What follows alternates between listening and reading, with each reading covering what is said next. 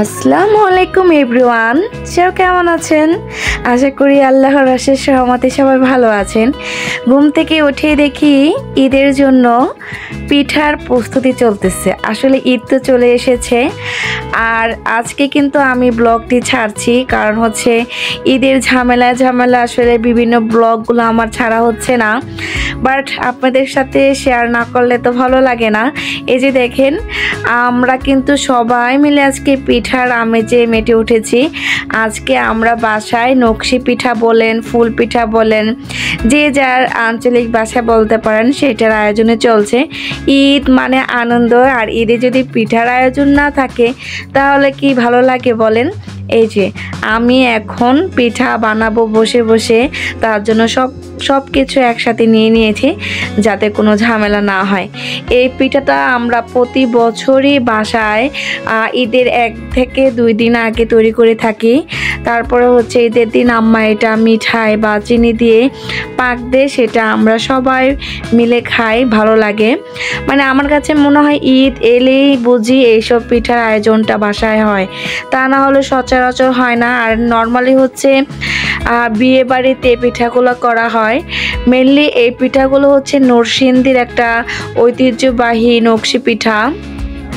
সোনারগাঁও অঞ্চল, নরসিংদী, এইসব সাইডে এই পিঠাগুলো খুব সাদরে গ্রহণ করা হয়। আর এটা এই যে দেখেন এইভাবে করতে হয়। আমরা যেভাবে চালের রুটিটা খাই না, সেম টু সেম ওইভাবে এটা গোলাটা করতে হয়, জাস্ট একটু ভারী করে আর বিভিন্ন ডিজাইন করে পিঠাগুলো বানাতে হয়। আসলে প্রতি বছর করা হয়, সচরাচর তো করা হয় না, তাই একটু প্রথম পিঠাগুলো একটু অন্যরকম হয়েছে, বাট লাস্টের দিকে পিঠাগুলো খুব সুন্দর হয়েছে। এই যে দেখেন আমি কিন্তু একটু ফুলের ডিজাইনটা করে নিচ্ছি। আসলে যারা এক্সপার্ট তারা খুব সুন্দরভাবে করতে পারে, আপনারা অন্যভাবে নেবেন না। তারপরে চেষ্টা করেছি যাতে আপনারা একটু উপকৃত হন, আমার পিঠাগুলো সুন্দর হয়। এই যে দেখেন এইভাবে আমি নিয়ে নিয়েছি। আর আরেকটা জিনিস হচ্ছে কি, এই যে আমি কিন্তু টুথপিক দিয়ে করছি। এই যে দেখেন এই কাঠিগুলা, বাট এটা মেনলি হচ্ছে আপনার খেজুর কাটা, বড় বড় যে কাটাটা হয় সেই খেজুর কাটা দিয়ে ডিজাইনটা করতে হয়। আর হচ্ছে বাঁশের কাইম, ওইটা দিয়ে করতে হয়। বাট আমাদের এখানে তো খেজুর গাছ নাই, তাই আমি ভিন্ন উপায়ে ভিন্ন টেকনিকে পিঠাগুলো তৈরি করছি। বাট এইভাবেও কিন্তু খারাপ হচ্ছে না। এই যে দেখেন এইভাবে একটু এভাবে উপর থেকে নিচে, নিচ থেকে উপর করে আমি একটু ডিজাইনগুলো তুলে নিচ্ছি। আসলে নিজের মনের মাধুরী দিয়ে এই পিঠাগুলি তৈরি করছি, অন্য কোনো ডিজাইন ফলো করছি না। আপনারাও আপনাদের মন মতো এখানে ডিজাইন করে নেবেন। আসলে পিঠার সৌন্দর্য ফুটে ওঠে ডিজাইনের উপরে। এই যে আমি এখন একটু বড় বড় কাটা করে নিচ্ছি, আর এই সাইড দিয়ে ছোট ছোট কাটা করে নিয়ে নিচ্ছি। একটা সম্পূর্ণ পিঠা কিভাবে তৈরি করলাম এই যে দেখেন আপনাদের সাথে শেয়ার করলাম। একটু বড় ছোট এইভাবে ডিজাইন করে আমি পিঠাটা বানিয়েছি। আসলে এইভাবে ইচ্ছে করলো তাই তৈরি করে ফেললাম। এভাবে প্রত্যেকটা পিঠাই আমি তৈরি করে নিব।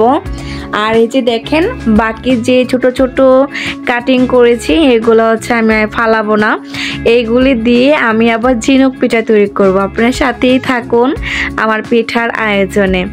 আজকের পিঠাগুলো কিন্তু সম্পূর্ণ আমি নিজেই করেছি। আমি সেটা মানে নিজে পিঠাগুলো তৈরি করতে খুবই পছন্দ করি, ঝামেলা ছাড়া একা একা বসে রোজার মধ্যে মানহাকে খাইয়ে দিয়েছি আগে। এই যে দেখেন আমি কিন্তু একটার পর একটা ডিজাইন করে নিচ্ছি। আসলে আমার যে ডিজাইনগুলো এখন মনে আসতেছিল সেটাই তৈরি করছি আর কি। যে দেখেন এইভাবে করে নিচ্ছি। অনেকে আছেন আমার থেকে অনেক ভালো ডিজাইনের পিঠা বানাতে পারেন, বাট যারা না পারেন আমার মতো করে এভাবে বানিয়ে নেবেন, ইনশাআল্লাহ খারাপ কেউ বলতে পারবে না। আমি কিন্তু এইভাবেই তৈরি করতে করতে শিখেছি, আগে কিন্তু পারতাম না। মাঝে মধ্যে একটু ইউটিউব টিউটোরিয়ালগুলো দেখতাম, বাট এগুলো তো আমাদের অঞ্চলে ছিল না। বাট আমাদের খালামণিদের অঞ্চলে এগুলো প্রচুর পরিমাণে করা হয়। নর্মালি হচ্ছে আমাদের খালাতো বোন থেকে আমি এই পিঠাগুলো শিখেছি, তখনই বাসায় একটু ট্রাই করতাম। আর আম্মা বলতো সুন্দরী তো হয়, তাহলে প্রতি বছরে আমরা বানাবো। এটা নর্মালি আমাদের নারায়ণগঞ্জের কোনো ঐতিহ্যবাহী পিঠা না, এখন সবখানে এগুলো তৈরি করা হয়। এই যে দেখেন আমার এই যে রাউন্ড শেপের পিঠাটাও কিন্তু হয়ে গিয়েছে। কেমন হয়েছে জানাবেন অবশ্যই কমেন্ট বক্সে। এইভাবে এখন আমি 3 কোণা করে একটা পিঠা তৈরি করব। এই যে এখানে ছোট ছোট করে একটু ভিতর থেকে কেটে দিয়েছি, কারণ ভিতর থেকে কেটে দিলে হয় কি পিঠাগুলো একটু ফুটে ওঠে। এই যে আমি আরেকটা পিঠা তৈরি করে নিচ্ছি এইভাবে। এইটারও কিন্তু আমি ভিতর থেকে কেটে দিয়েছি, কারণ ভিতর থেকে কেটে দিলে ফুলের যে ডিজাইনগুলা একটু বের হয়। এই যে দেখেন একটু পাতা পাতা করে আমি এই ডিজাইনটা করেছি। এখন ওই যে বলেছিলাম অবশিষ্ট যে এই যে কাটিং করেছি আমি ছোট ছোট যে আটার গোলা ওগুলো হাতে মেখে এই যে দেখেন ঝিনুক পিঠার আদলে তৈরি করছে। এটা কিন্তু ঝিনুক পিঠাই বলে, একই কিন্তু সিস্টেম। জাস্ট চিরুনি নেবেন, 2টা চিরুনি ভাগ করে যেভাবে দিয়ে একটা টান দিয়ে দিবেন, কি সুন্দর ডিজাইনে তৈরি হয়ে যায়। একইভাবে আমি অনেকগুলো পিঠা এখন তৈরি করব, কারণ আমি ফুল পিঠাগুলো তৈরি করতে করতে অনেকগুলো ওই যে ময়দা না চালের আটা যেটা জমে গিয়েছে, এখন হাত দিয়ে একটু বেলে আমি এই যে একটা একটা করে করে নিচ্ছি। এগুলো আসলে আগে আমি কি করতাম, যেগুলো বের হতো ডিজাইন থেকে সব কিছু আমি আর ইউজ করতাম না, কেমন জানি হয়ে যেত। বাট যখন দেখি এগুলা দিয়েও পিঠা তৈরি করা যায়, এই যে দেখেন আমার কিন্তু কোনো চালের আটাটা নষ্ট করতে হচ্ছে না। এক সাইড দিয়ে আমার ঝিনুক পিঠাও হচ্ছে, আর এক সাইড দিয়ে আমার ফুল পিঠা বা নকশি পিঠা যেটাই বলেন সব হচ্ছে।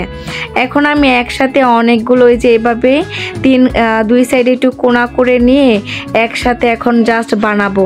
এভাবে করে নিলে হয় কি খুবই তাড়াতাড়ি খুবই সহজে পিঠাগুলো হয়ে যায়। এই যে দেখেন আমি একটা একটা করে এখন করে নেব, মানে হাত চলতে আছে, কারণ হচ্ছে এভাবে করতে করতে একটা এক্সপার্টের মতো হয়ে যায়। অনেকগুলা পিঠা অলরেডি তৈরি করেছি। এই যে দেখেন কি সুন্দর হচ্ছে না পিঠাগুলা। এখন আমি আস্তে আস্তে করে সবগুলা পিঠা এইভাবে এই একই ডিজাইনে বানিয়ে নিব। এই যে দেখেন আস্তে আস্তে করে নিচ্ছি, এখন ডিজাইনগুলো সুন্দর করে বের হয়ে আসতেছে। একটু প্রথম তৈরি করতে গেলে একটু ডিস্টার্ব হয়, একটু নষ্ট হবে, বাট করতে করতে দেখবেন সম্পূর্ণরূপে শিখে যাবেন, কারণ মানুষ দেখেই কিন্তু শিখে। আমি কিন্তু দেখেই শিখেছি, কারো কাছ থেকে কোনো কিছু মানে টিউটোরিয়াল নেইনি, বাট এইভাবে যে মানহা কিন্তু চলে এসেছে, সে আমাকে অনেক হেল্প করছিল। সে ঘুম থেকে উঠে আমাকে করছে হেল্প, আম্মা আমাকে দাও করে দেই। এই যে এইভাবে কিন্তু আমি অনেকগুলো পিঠা তৈরি করে নিয়েছি। এখন আমি বানাচ্ছি আর আম্মাকে দিয়ে দিব এই পিঠাগুলো ভাজার জন্য। এই যে দেখেন এখন হচ্ছে হালকা একটা ব্রাউন কালার চলে আসলে এগুলো উঠানো হবে।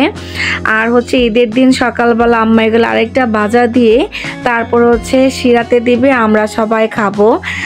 আর পিঠা বানাতে বানাতে দেখেন ইফতার টাইম কিন্তু চলে এসেছে। তাই আজকে যেহেতু পিঠা তৈরি করেছি অনেক ব্যস্ততার মধ্যে গিয়েছে দিনটা, আজকে সবাই মিলে দই চিড়া খাবো। এখানে সব কিছু আমি আয়োজন করেছি, আর একটা লেবুর শরবত। আসলে ঠান্ডা ঠান্ডা পানিতে লেবুর শরবত, তার সাথে মন দিল ঠান্ডা করা কি বলেন তো দই চিড়া, তার সাথে হচ্ছে ফুল ক্রিম দুধ। আমার ইফতার শেষ করে কেন জানি অনেক টক খেতে ইচ্ছে করছে। আর এখন নতুন নতুন আম বের হয়েছে, কাঁচা আম। এই যে দেখেন বসে বসে খাচ্ছিলাম। কারো জিভে জল আসলে আমার কিন্তু কিছু করার নেই, বাট অনেক ভালো লাগছিল। এই আমগুলা খেতে আমার খুব ভালো লাগে। যখন আটি ধরে যায় তখন আমার কাছে কেন জানি ভালো লাগেনি। আজকের ব্লগটা আপনাদের কাছে কেমন লেগেছে? আশা করি ভালো লেগেছে। ভালো লাগলে অবশ্যই লাইক কমেন্ট শেয়ার করে যাবেন। আল্লাহ হাফেজ।